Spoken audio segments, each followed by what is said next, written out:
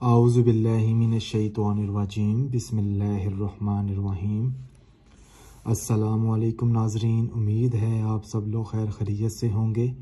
आज मैं इस वीडियो में आपको सूरत नास का एक छोटा सा वजीफ़ा उन लोगों की खिदमत में पेश करने जा रहा हूँ जिन लोगों को अपने दुश्मन से ख़तरा लाहक हो, जो लोग अपने दुश्मन से बचना चाहते हों। दुश्मन चाहे जितना मर्ज़ी ख़तरनाक हो, अगर वो आपका भला नहीं चाहता, अगर वो आपको बर्बाद करना चाहता है, या दो लोगों में कोई तीसरा बंदा आ रहा है, या जिसकी वजह से आपका घर ख़राब हो रहा है, या आपको ब्लैकमेल कर रहा है, तो उस मकसद में कामयाब होने के लिए, उससे निजात हासिल करने के लिए इशा की नमाज अदा करने के बाद बावज़ू हालत में सबसे पहले अपना मकसद अपने जहन में रखें और उस शख्स को जहन में रखें जिस शख्स की वजह से आपकी ज़िंदगी अज़ाब बन रही है। सबसे पहले बिस्मिल्लाहिर्रहमानिर्रहीम, उसके बाद सूरत नास 313 मरतबा पढ़नी है।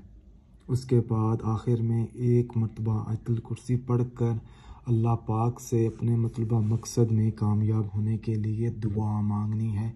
कोशिश करें साथ अपना कोई मीठा पानी रख लें या कोई मीठी चीज़ खाने के लिए रख लें, ताकि वो मीठी चीज़ आप अपने गली में, मोहल्ले में यतीम बच्चों को, मस्कीन बच्चों को खिला पिला दें।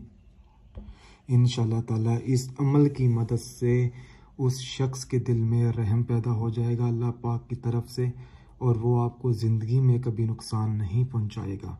ये अमल जो मैंने आप लोगों तक पहुंचाया है, इस अमल को आपने एक मरतबा करना है ज़िंदगी में। इशा की नमाज अदा करने के बाद अगर कोई चीज़ ना समझ आ रही हो तो उस हवाले से भी आप हमसे रब्ता कर सकते हैं। अगर आपने अभी तक हमारा चैनल सब्सक्राइब नहीं किया तो हमारे चैनल को सब्सक्राइब करें। सदका जारिया समझकर इस वीडियो को दूसरे भाई बहनों तक ज़रूर पहुँचाएँ। जज़ाकल्लाह।